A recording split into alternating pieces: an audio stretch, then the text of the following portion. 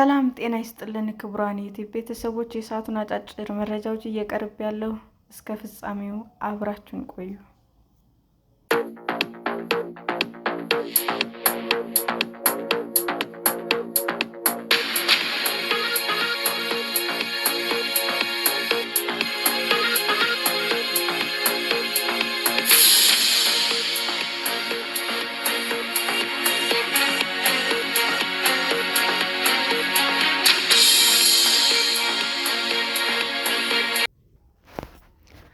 በመውጫ ፈተና ውጤት ሳቢያ 90 የግል ከፍተኛ የትምህርት ተቋማት ተዘጉ።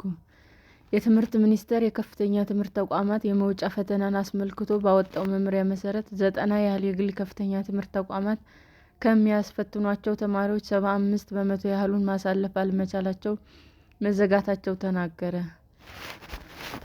የትምህርት ሚኒስትር ዴኤታ አቶ ኮራቱ ሹኒ ቅድስት ማርያም ዩኒቨርሲቲ ግንቦት 21 ቀን 2017 ዓ.ም በአዲስ አበባ ባዘጋጀው የአፍሪካ የግል ከፍተኛ ትምህርት ተቋማት ዓለም አቀፍ ጉባኤ ላይ እንደተናገሩት 90 ያህል የግል ከፍተኛ ትምህርት ተቋማት ተዘግተዋል። መንግስት ከዚህ በፊት የከፍተኛ ትምህርት ተቋማት የመውጫ ፈተና ከሚያስፈትኗቸው ተመራቂዎች ውስጥ 75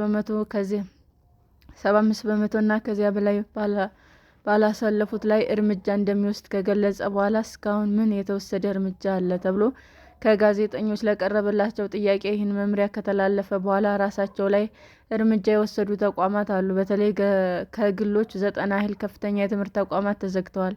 አብዛኞቹ መመሪያውን ካዩ በኋላ ራሳቸውን እየዘጉ ናቸው በማለት ምላሽ ሰጥተዋል። ከመንግስት ዩኒቨርሲቲዎች እስካሁን የተዘጋ ባይኖርም ዝቅተኛ ውጤት ያስመዘገቡ ተቋማት እንዳሉ ሚኒስትር ዴኤታው ተናግረዋል። ተዘግተዋል የተባሉት የግል ከፍተኛ የትምህርት ተቋማት በሁሉም የኢትዮጵያ አካባቢዎች ሲያስተምሩ የነበሩ ቢሆንም ስማቸው አልተጠቀሰም። የእኛ ስራ ሄዶ መዝጋት ሳይሆን ተቋማቱ ያሉበትን ሁኔታ መግለጽና መማር ለሚፈልጉ ዜጎች ለውሳኔ እንዲረዳቸው ትክክለኛ መረጃ እንዲያገኙ ማድረግ ነው ያሉት ሚኒስትር ዴኤታው የትምህርት ጥራትን ለማስጠበቅ የውጤት መመሪያዎችን በማየት ብቻ በራሳቸው ከገበያ የወጡ ተቋማት መኖራቸውንም ገልጸዋል። ከቅርብ ጊዜ ወዲህ በኢትዮጵያ ከፍተኛ የትምህርት ተቋማት ውስጥ የሚሰሩ መመረቂያና ጥናታዊ ጽሑፎች ከዚህ በፊት የተሰሩና ከሌሎች የተቀዱ ናቸው የሚል ሪፖርቶች እየጨመሩ በመሆናቸው ይህንን ለማስቆም እየተደረገ ያለ ጥረቶችን እንዲመልሱ ሚኒስትር ዴኤታው ጥያቄ ቀርቦላቸዋል። የሰው ሰራሽ አስተውሎት መተግበሪያዎች ጨምሮ ሐሰተኛ የመመረቂያ ጽሑፎችንና ጥናቶችን ለመከላከል ዩኒቨርሲቲዎች የተለያዩ ቴክኖሎጂዎችን እንዲጠቀሙና ምርምሮች ችግር ፈቺ እንዲሆኑ በተቀናጀ መንገድ እንዲሰሩ እየተደረገ ነው ብለዋል። ባለፉት 5 ዓመታት ውስጥ በኢትዮጵያ የሚታተሙ ጥናቶች ከእጥፍ በላይ እንዲጨምር የገለጹት አቶ ኩራ አብዛኞቹ ከመንግስት ከፍተኛ የትምህርት ተቋማት የሚወጡ መሆናቸውን ጠቅሰዋል። የቅድስት ማርያም ዩኒቨርሲቲ ፕሬዝዳንት ወንደሰን ታምራት ዶክተር በበኩላቸው መንግስት የትምህርት ጥራትን ለማስጠበቅ በሚል በወሰዳቸው እርምጃዎች ምክንያት የመንግስትና የግል ዩኒቨርሲቲዎች መጎዳታቸውን ተናግረዋል። እንደ ሀገር ወደ ዩኒቨርሲቲ የሚገቡ ተማሪዎች ቁጥር ቅበላ ጉዳቱ በሁሉም ላይ ቢሆንም የግል ተቋማት እንደ መንግስት አቻ ተቋማት የበጀት ድጎማ ስለሚያገኙ ጉዳቱ የበለጠ ነው ብለዋል። ቅድስት ማርያም ዩኒቨርሲቲ ከዚህ በፊት ይቀበላቸው ከነበሩ ተማሪዎች ጋር የሚመጣጠኑ ተማሪዎች እየተቀበለ ነው ያሉት ፕሬዝዳንቱ የዩኒቨርሲቲ ተማሪዎች ቅበላ ማነስ ብዙ ተቋማት እንዲዘጉ አድርጓል ብለዋል። የ12ኛ ክፍል ብሔራዊ ፈተና ወስደው ወደ ዩኒቨርሲቲ መግባት ያልቻሉ ነገር ግን የዳግማ ወይም ሪሚዲያል ፕሮግራም በመኖሩ ጉዳቱ የተወሰነ መቀነሱንም ፕሬዝዳንቱ አውስተዋል። የትምህርት ጥራትን ማስጠበቅ የግል ትምህርት ተቋማትን ጨምሮ ሁሉን አካላት ተጠቃሚ እንደሚያደርግ ወንዶሰን አክለዋል። መንግስት ዘርፉ ላይ ላለፉት 25 ዓመታት በሀገር አቀፍ ደረጃ በ100 ሺህ የሚቆጠሩ ሰልጣኞችን እያፈራ በሀገር ደረጃ የነበረውን የሰለጠነ የሰው ኃይል ችግር ሲፈታ የቆየ መሆኑን ተረድቶ ለግል ከፍተኛ የትምህርት ተቋማት ድጋፍ እንዲያደርግም ጥሪ አቅርበዋል። የግል ዩኒቨርሲቲዎች ራሳቸውን በትምህርት ስርዓት ውስጥ ለማቆየትና ከገበያ ላለመውጣት ከዚህ በፊት ከነበረው የተለየ ፖሊሲ መከተል ይጠበቃል ብለዋል።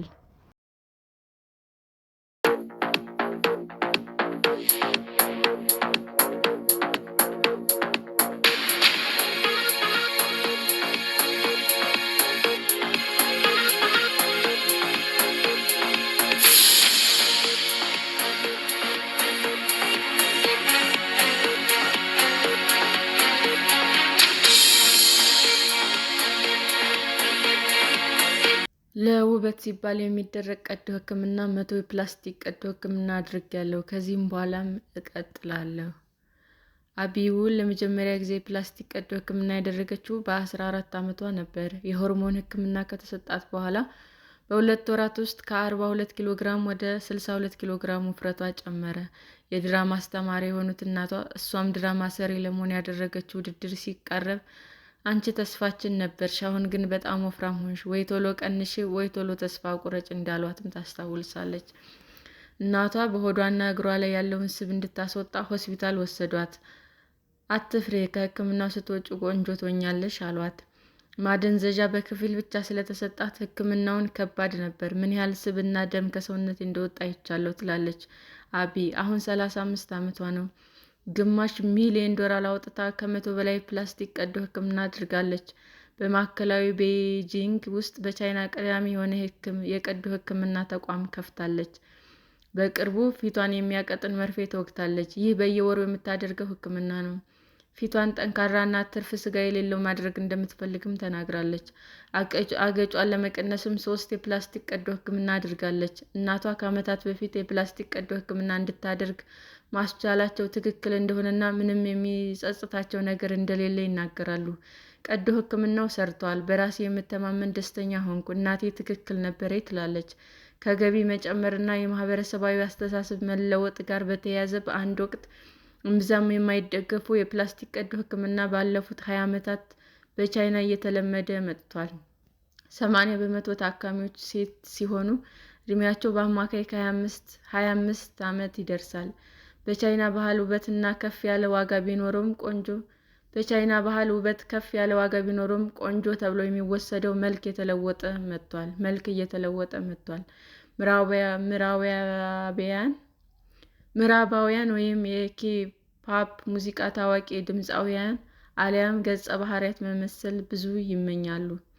በቅርብ ጊዜ ግን በጣም አደገኛ ነጥብ ላይ በሚያደርስ የፕላስቲክ ቀዶ ሕክምና በመታገዝ ቆንጆ ተብሎ የሚወሰደውን ገጽታ ለማምጣት እየሞከሩ ያሉ ተበራክተዋል። ለሕክምና የሚውለው የኬሚካል ቦቶክስ ከጆሮ ጀርባ እየተሰጠ ነው። ይህም ጆሮ ወደፊት እንዲመጣ የሚያደርግ ነው። ከዓይን ስር የፕላስቲክ ቀዶ ሕክምና በማድረግ አኒሜ የተባለው የጃፓን አኒሜሽን ፊልም ላይ የሚታዩ ገጸ ባህሪያትን መምሰል የተለመደ መጥቷል። የላይኛውን ከንፈር ማሳጠር፣ ከአፍንጫና ከከንፈር መካከል ያለውን ስፋት ማጥበብ ይጠቀሳል። እነዚህ ሁሉ ፊልም ላይ ሲታዩ ቢያምሩም በእውነተኛ ሕይወት ላይ ሲደረጉ ግን ከሰውነት ተክለ ሰውነት ያስወጣሉ። ሱያንግ፣ ኒው ኦክስጅን እና ጊኒጊም ሞር ቢዩቲፉል የተባሉ የቀዶ ሕክምና ገጾች ታዋቂ ናቸው። የሰውን ገጽታ አይተው መደረግ ያለበትን የፕላስቲክ ቀዶ ሕክምና ምክር ይሰጣሉ። ታዋቂና ተጽዕኖ ፈጣሪዎች እነዚህን ድረ-ገጾች ያስተዋውቃሉ። በብዙኃን ተቀባይነት ያገኙበት ምክንያትም ይህ ነው። አቢ የፕላስቲክ ቀዶ ሕክምና ቻይና ውስጥ እንዲለመድ ካደረጉ አንዷ ናት። ሶያንግ በተባለው መተግበሪያ ላይ እስካሁን ያደረገቻቸው ቀዶ ሕክምናዎች ታስተዋውቃለች። ከ100 በላይ ፕላስቲክ ቀዶ ሕክምና ብታደርግም መተግበሪያው አሁንም የተሳሳቱ የሰውነት ክፍሎች እንዳሏትና የፕላስቲክ ቀዶ ሕክምና ማድረግ እንደሚያስፈልጋት ይጠቁማታል። አገጭሽ መስተካከል አለበት ይላታል መተግበሪያው። አፍንጫሽን ቀጭን አድርጊውም ብሏል። በድጋሚ አፍንጫዬን የሚያቀጥን የፕላስቲክ ቀዶ ሕክምና ላደርግ ይሆን ትላለች አቢ። ብዙዎች ከቀዶ ሕክምና በፊትና በኋላ የተነሱት ፎቶ በመተግበሪያው ይለጠፋሉ። በቻይና የፕላስቲክ ቀዶ ሕክምና የሚፈልጉ ሰዎች ለማዳረስ ሆስፒታሎች በፍጥነት ይሰራሉ። ከፊት ስር አሸዋ የተሸከምኩ ይመስለኝ ነበር። አይሪሰርች የተባለው ተቋም ባወጣው ሪፖርት እንደ አውሮፓውያን አቆጣጠር በ2019 ወዲህ በቻይና 80,000 ህገወጥ እና 10,000 ህጋዊ የፕላስቲክ ቀዶ ሕክምና መስጫ ድርጅቶች ተከፍተዋል። ከዚሁ ጋር በተያያዘም በየቀኑ የሕክምና ስህተቶች እየተፈጠሩ መሆኑንም መረጃዎች ያሳያሉ። ህጋዊ የቀዶ ሕክምና ክሊኒክ ያላቸው ዶክተር ያንግሉ እንደሚሉት የተሳሳተ ቀዶ ሕክምና ለማረም ሌላ የፕላስቲክ ቀዶ ሕክምና የሚያደርጉ ሰዎች ተበራክተዋል። እነዚህ ሰዎች አገልግሎቱን በሚፈልጉ ሰዎች ቤት ውስጥ ሕክምና የሚሰጡት ጨምሮ ሌሎችም ህገወጥ የፕላስቲክ ቀዶ ሕክምና ክሊኒኮች ነበሩ መጀመሪያ ላይ የሄዱት። የ28 ዓመቷ የውዬ በ2020 ያደረገችው ፕላስቲክ ቀዶ ሕክምና ተበላሸ። ፊቷን ለማወፈር ቆዳዋ ውስጥ የገባው ኬሚካል ጠንካራ ሆኖ ነበር ያገኘችው። ከፊቴ ስር አሸዋ የተሸከምኩ ይመስለኝ ነበር ትላለች። ፊቷን ለማስተካከል ደግሞ ያደረገችው የፕላስቲክ ቀዶ ሕክምና ነገሮችን አባባሰ። የጠነከረውን ኬሚካል ከማውጣት ይልቅ የፊቷን ቆዳ አስፍታ፣ ሌላ ክሊኒክ ደግሞ ቆዳዋን ለማጥበብ ጆሮዋ አካባቢ ቆዳዋን ሰበሰበው። በዚህ ሕክምና ምክንያት ፊቷ የተወጠረ ሆነ፣ መልኬ ጠፋ። ይህም ስራዬ ላይ ጫና አሳደረ ትላለች። ከዶክተር ያንግ ጋር የተገናኘውን በሱ ያንግ መተግበሪያ አማካኝነት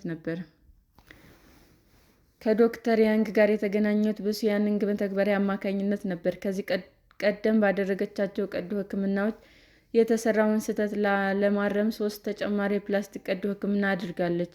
ዶክተር ያንግ እንደሚሉት ማሻሻያዎቹ ቀዶ ሕክምናዎች ስህተቶችን እያረሙ ነው። ዮዮ ግን ከዚህ በኋላ ቆንጆ መሆን አልፈልግም ትላለች። በየዓመቱ በ10 ሺዎች የሚቆጠሩ ሰዎች የተሳሳተ የፕላስቲክ ቀዶ ሕክምና ያደርጋሉ። ህጋዊ ፕላስቲክ ቀዶ ሕክምና ክሊኒኮች ሕጉን ሙሉ በሙሉ አያከብሩም። በ2020 ተዋናይቷ ጋዎ ሊዩ በቀዶ ሕክምና ምክንያት አፍንጫዋ ጠቁሯል። ፊቴ ላይመለስ ተበላሸ፣ በጣም አዘንኩ፣ የትወና ስራዬንም አጣሁ ትላለች። ዶክተር ሂ ሚንግ የተባለ የአፍንጫ ባለሙያ ቀዶ ሕክምናውን እንደሚሰጣት ቢነግራትም ባለሙያውን ገና ፍቃድ ያላገኘ ነበር። ከዚህ ክስተት በኋላ ክሊኒኩ ተዘግቷል። ባለሙያውም ለ6 ወራት እንዳይሰራ ታግዷል። ሺዝ ታይም የተባለ ይህ ክሊኒክ ሲዘጋ በተመሳሳይ አድራሻ ኩዊንግ የተባለ ክሊኒክ ተፈጥሯል። 2 ክሊኒኮች ትስስር እንዳላቸው ቢቢሲ ደርሶበታል። ዶክተር ሂ በድጋሚ 5 ዓመት እግድ ቢጣልበትም 2024 የሕክምና ፈቃድ አግኝቷል። አዲስ የተከፈተው ክሊኒክ ከ30 በላይ ቅርንጫፎች አሉት።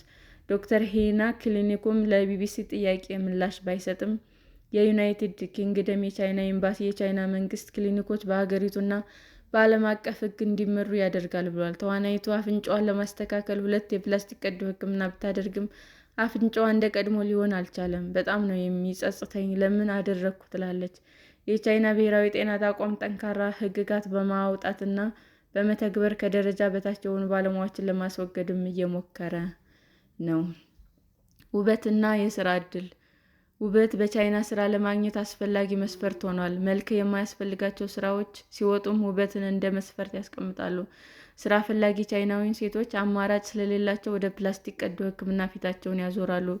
በቻንግዱ ግዛት የውበት አማካሪ ለመሆን ስራ ያመለከተችው ላን እንደምትለው በተቀጠረች በነጋታው ስራውን ለመቀጠል የፕላስቲክ ቀዶ ሕክምና ማድረግ እንደሚጠበቅባት ተነገራት። በ1 ሰዓት ውስጥ መወሰን ነበረባት። ጫና ሲበዛባት ከዓይን በታች ቀዶ ሕክምና ለማድረግ ተስማማች። 13,000 ዩዋን የቻይና ገንዘብ ከፍላ 3 ቀዶ ሕክምናን አደረገች። ከደሞዟ በላይ ስለከፈለች በዓመት 30 በመቶ ወለድ ያለው ብድር ወሰደች። ብድሩ የውበት ብድር በሚል ዝርዝር ውስጥ ይገኛል። ውብ መሆን እፈልጋለሁ። ላን ከቀዶ ሕክምና በኋላ የስራ ህይወቷን ምንም አልተለወጠም። ከአለቃዋም በሚደርስባት ዝልፊያ ምክንያት በተቀጠረች በ10 ቀን ውስጥ ስራ ለቀቀች። የፕላስቲክ ቀዶ ሕክምናው ዕዳ ለመክፈል 6 ወራት ወስዶባታል። ቢቢሲ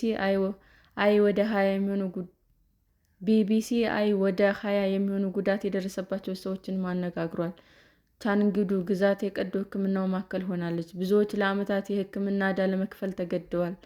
ዳን የተቀጠረችበት መስሪያ ቤት በመገናኛ ብዙኃን ክስ ቢቀርብበትም አልተዘጋም። አሁንም ድረስ ቁንጅናን መስፈርት አድርጎ ሰራተኞችን ይቀጥራል። የበይነ መረብ ቀጥታ ስርጭት የሚሰሩት ተቋማት ወጣት ሴቶች ለቀዶ ሕክምና ገንዘብ እንዲበደሩ ጫና ያደርጋል። ወጣቶቹ ሴቶችም ከፕላስቲክ ቀዶ ሕክምና በኋላ ተጽዕኖ ፈጣሪ እንዲሆኑ ቃል ይገባላቸዋል። እነዚህ ተቋማት ከቀዶ ሕክምና ክሊኒኮች ጋር ስምምነት ስላላቸው ነው ሴቶች የፕላስቲክ ቀዶ ሕክምና እንዲያደርጉ ጫና የሚያሳድሩት። አቢ እና 3 ጓደኞቿ በበኩላቸው የፕላስቲክ ቀዶ ሕክምናን እንደ በጎ ነገር ያዩታል። ቢጂንግ በሚገኝ ካፌ ተገናኝተው ፎቶ ይነሳሉ። ከሰውነታቸው የትኛውን ክፍል እንደሚወዱ ሲጠየቁ መለወጥ የሚፈልጉትን ሰውነት ክፍል ነው የሚጠቅሱት። አቤ በድጋሚ አፍንጫዋን ማሰራት ትፈልጋለች። ለመጨረሻ ጊዜ አፍንጫዋን ያሰራችው ከ6 ዓመት በፊት ነበር። ብዙ ቀዶ ሕክምናን ስላደረግኩ የፊቴ ቆዳ ከዚህ በላይ ሊወጠር አይችልም ትላለች። ሆኖም ግን ቀዶ ሕክምና ማድረግ ማቆም አትፈልግም። ሁሌም የበለጠ ቆንጆ መሆን እፈልጋለሁ። ቀዶ ሕክምናን ማድረግ የማቆም አይመስለኝም ትላለች።